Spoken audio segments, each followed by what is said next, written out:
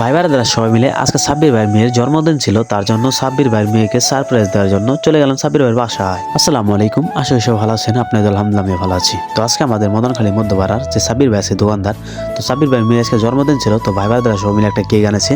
আর কেকটা এনেছে সাব্বির ভাই কিন্তু জানে না, কারণ সারপ্রাইজ দেওয়ার জন্য কিন্তু কেকটা আনা হয়েছিল। তো আমরা সাব্বির ভাই যে দোকানটা আছে দোকানের সামনে এসে বসি কিভাবে সারপ্রাইজটা দিলে ভালো হয়। তো যেখানে নজু ভাই আছে, মানিক ভাইরা আছে, যেখানে আরো ভাই ব্রাদার আছে, সেখানে কোনো টেনশনই নেই, কারণ যেখানে নজু ভাই মানিক ভাইরা আছে সেখানে সবকিছুই আমাদের জন্য সহজ। তো আমরা পরিকল্পনা শেষ করে কিন্তু যাচ্ছি আমরা সাব্বির ভাইয়ের বাসায়। আর সাব্বির ভাইয়ের বাসায় যা দেখি সাব্বির ভাই মেয়ে আছে ঘুমিয়ে। যেহেতু পরিকল্পনাটা ভাই ব্রাদাররা হঠাৎ করেই করেছে, তেমন প্রস্তুতি ছিল না, তারপরও আলহামদুলিল্লাহ আয়োজনও কিন্তু কমতি ছিল না। তারপরে আমরা বাসার ভিতরে যে সাব্বির ভাইকে ডাইকে ওঠাই ঘরে থেকে, কারণ সবাই কিন্তু ঘুমিয়ে এসে পড়েছিল। তারপরে কিন্তু দরজা খুলে সাব্বির ভাই অবাক হয়ে যায়, কারণ দেখতে পারছে বাড়ি কিন্তু ভরে গিয়েছে মানুষ দিয়ে।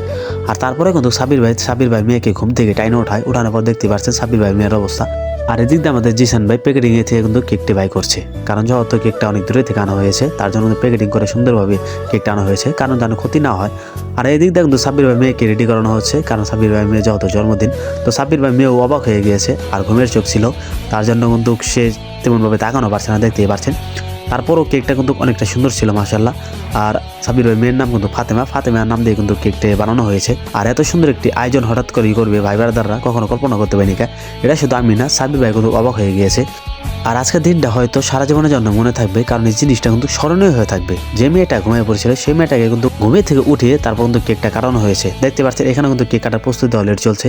তারপরে শুরু হয়ে যায় কেক কাটার মূল পর্ব। তবে আমার এখানে একটা জিনিস ভালো লেগেছে, তো আমাদের যে তুষার ভাই আছে, তুষার ভাই যার জন্মদিন তাকে স্প্রে না দিয়ে আমাকে কিন্তু স্প্রে দিয়ে পুরো মাখিয়ে ফেলেছে। তারপরে সাব্বির ভাই নিজের হাতে তার মেয়েকে নিয়ে কেকটা কাটা শুরু করে দিয়েছে। আর কেক কাটার পরে কিন্তু আমাদের যে নাহিদ ভাই আছে, নাহিদ ভাইকে প্রথম খাওয়াই শুরু করলো। তারপর আমাদের মানিক ভাই, নজু ভাই যারা আসলো ভাই ব্রাদাররা সবাই কিন্তু কেক খাওয়াই দিচ্ছে ছোট ফাতেমা। তবে আজকের রাতটা সারা জীবনের জন্য স্মরণীয় হয়ে থাকবে। যে মেয়েটা ঘুমিয়েছিল এই মেয়েটাকে ঘুম থেকে উঠে এত সুন্দর একটি আয়োজন করার জন্য ধন্যবাদ জানাই ভাই ব্রাদাররা যারা আছেন সবাইকে। সবাই দোয়া করবেন ছোট ফাতেমার জন্য। আর আমাদের মদনখালী মধ্যপাড়ায় যত ভাই ব্রাদাররা আছে, ছোট ভাই বড় ভাইরা সবাই যেন একত্রভাবে একসাথে থাকতে পারে। আর এরকম আনন্দ যেন সবসময় যেন সবার মনেই থাকে।